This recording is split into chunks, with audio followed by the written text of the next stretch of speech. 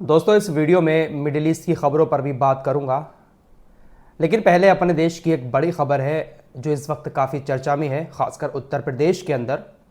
उस पर बात कर लेता हूं। काफ़ी हंगामा है इस खबर को लेकर।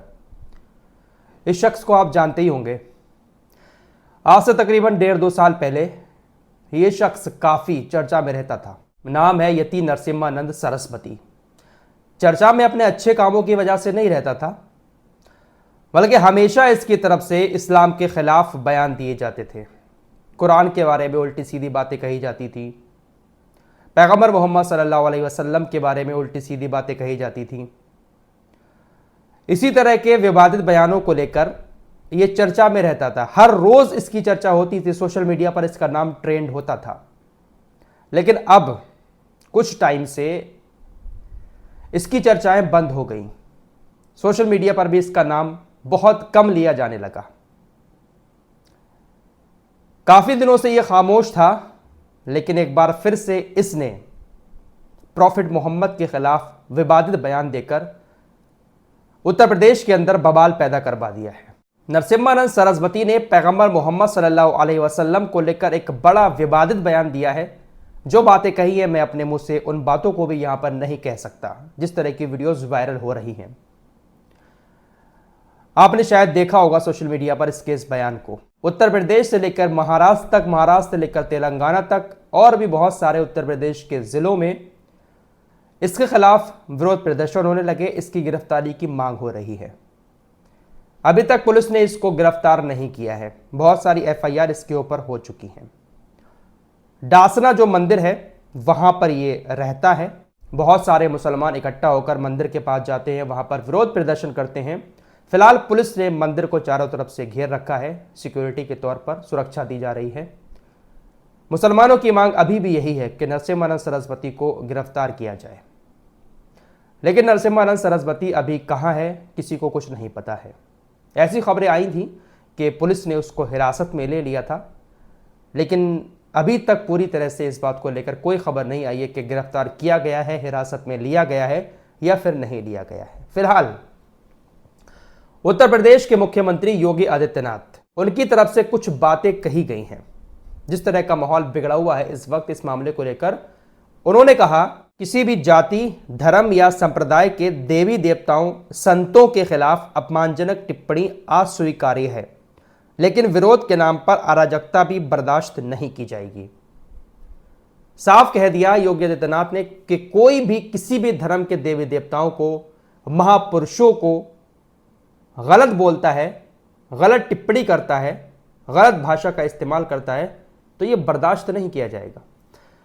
और अगर किसी ने कोई गलत बयान दिया है, उसके गलत बयान को लेकर कोई आपत्ति जताते हुए हंगामा करता है, जिस तरह से मुसलमान अभी विरोध प्रदर्शन कर रहे हैं, इन्हीं बातों को लेकर कहा है कि अगर कोई अराजकता फैलाता है तो इसको भी एक्सेप्ट नहीं किया जाएगा। ऐसे लोगों के ऊपर भी कार्रवाई की जाएगी। खबर आ रही है कि डासना मंदिर के पास जाकर जिन लोगों ने विरोध प्रदर्शन किए थे मुसलमानों ने, 12 लोगों को एफआईआर में दर्ज कर लिया गया है और पुलिस वहां पर तैनात है। आगे कहते हैं उत्तर प्रदेश के मुख्यमंत्री योगी आदित्यनाथ, हर नागरिक को महापुरुषों के प्रति कृतज्ञता का भाव रखना चाहिए, लेकिन इसे किसी पर थोपा नहीं जा सकता।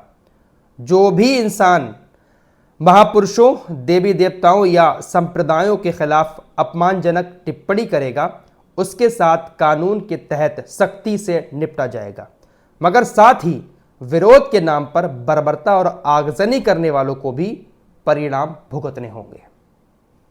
योगी आदित्यनाथ ने सभी को चेतावनी दे दी है, लेकिन अब देखने वाली बात होगी कि नरसिम्हानंद सरस्वती ने जो विवादित बयान दिया है, जिसके बाद इतनी सारी एफआईआर इसके ऊपर हो रही हैं, विरोध प्रदर्शन भी हो रहे हैं, योगी आदित्यनाथ की सरकार, योगी आदित्यनाथ का प्रशासन इनके ऊपर कोई कार्रवाई करेगा या विरोध प्रदर्शन के नाम पर जो भी अराजकता फैला रहा है उसके ऊपर किस तरह की कार्रवाई होगी, ये देखने वाली बात होगी। इस मामले पर असादुद्दीन ओवैसी ने आज तेलंगाना के अंदर एक भाषण दिया। उस भाषण के दौरान इस मामले का जिक्र करते हुए कहा, यह शख्स जिसने उत्तर प्रदेश के गाजियाबाद में बैठकर अपना वीडियो जारी करके रसूल की शान में गुस्ताखी करने की कोशिश की, मैं हमारे हिंदू भाइयों से कहना चाहता हूं, जो आज भी हमारे देश में ऐसे दलित हमारे भाई हैं, ऐसे बैकवर्ड क्लास के हमारे भाई हैं, जो आज भी सही सेकुलरिज्म को मानते हैं। असदुद्दीन ओवैसी ने आगे कहा कि बताइए, दशहरा आ रहा है, कौन है वो शख्स जिसके इशारे पर हमारे नबी की शान के खिलाफ बकवास करता है?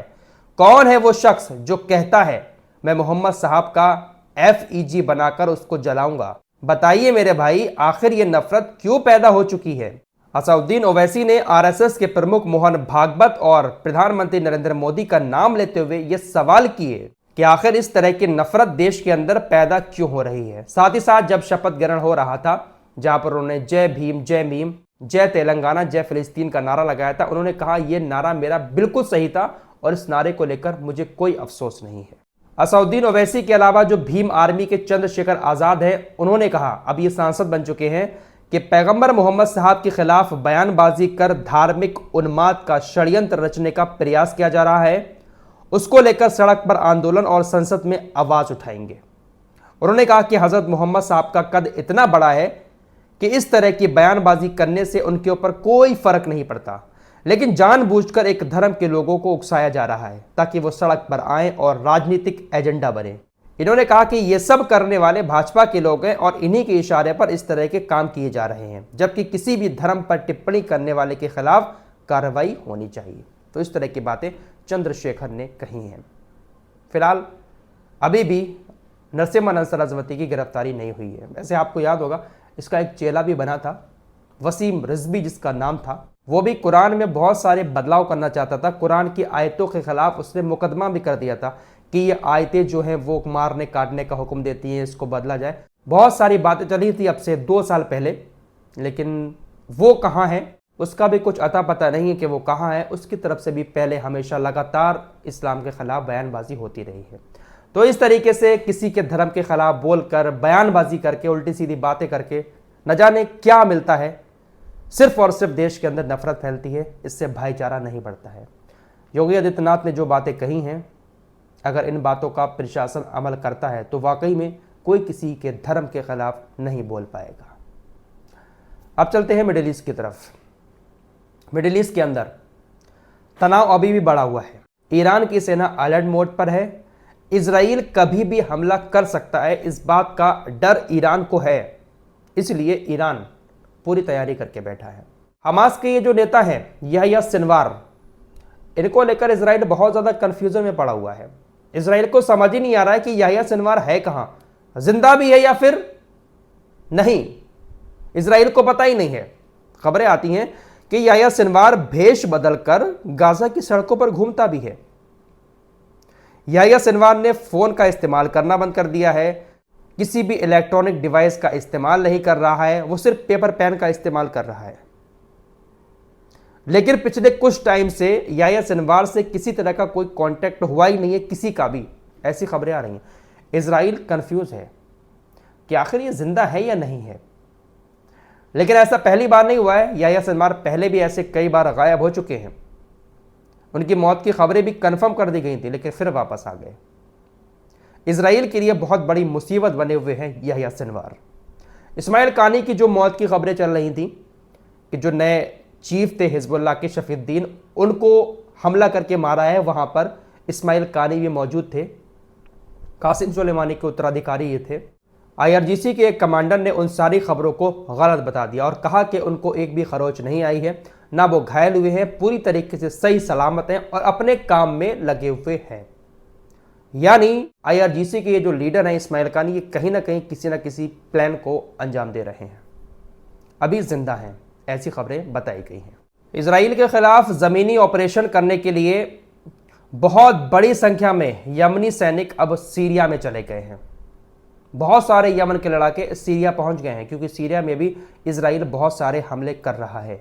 आज 7 अक्टूबर है और 7 अक्टूबर के दिन ही इजराइल के ऊपर हमला हुआ था। इजराइल डिफेंस फोर्सेस की तरफ से आंकड़ा बताया गया है। हालांकि इस आंकड़े पर विश्वास करना मुश्किल है, क्योंकि बहुत थोड़ा सा आंकड़ा है। इजराइल की सेना ने कहा कि गाजा से इजराइल पर 13,200 से ज्यादा रॉकेट दागे गए हैं। 7 अक्टूबर के हमले के बाद से हमारे 726 सैनिक मारे गए हैं। हिजबुल्लाह ने लेबनान से इजराइल पर करीब 12,400 रॉकेट दागे हैं। 7 अक्टूबर के बाद से अब तक ईरान ने इजराइल की तरफ 400 से ज़्यादा मिसाइलें दागी हैं। तो ये पूरा लेखा जोखा जो है वो इजराइल डिफेंस फोर्सेस की तरफ से बताया गया है। पोम्पियो इनका नाम है, पूर्व अमेरिकी विदेश मंत्री हैं। इन्होंने कहा कि ईरान के पास 5 लाख बैलिस्टिक मिसाइलें हैं। इसका मतलब है कि वो अपने हालिया अभियानों को दोहरा सकता है, जिस तरह से अभी हमला किया था, और इजराइल को 2500 बार खत्म कर सकता है। बहुत ज्यादा मिसाइलें हैं ईरान के पास, ये बात सबको मालूम है, और इसीलिए इजराइल अभी तक पलटवार नहीं कर पाया है ईरान के ऊपर। फिलहाल मिडिल ईस्ट के हालात इस वक्त अच्छे नहीं है, कहीं पर भी कभी भी कुछ भी हो सकता है। कुछ और अपडेट के साथ जल्द हाजिर होगा, तब तक के लिए अपना ख्याल रखिएगा। अल्लाह हाफिज।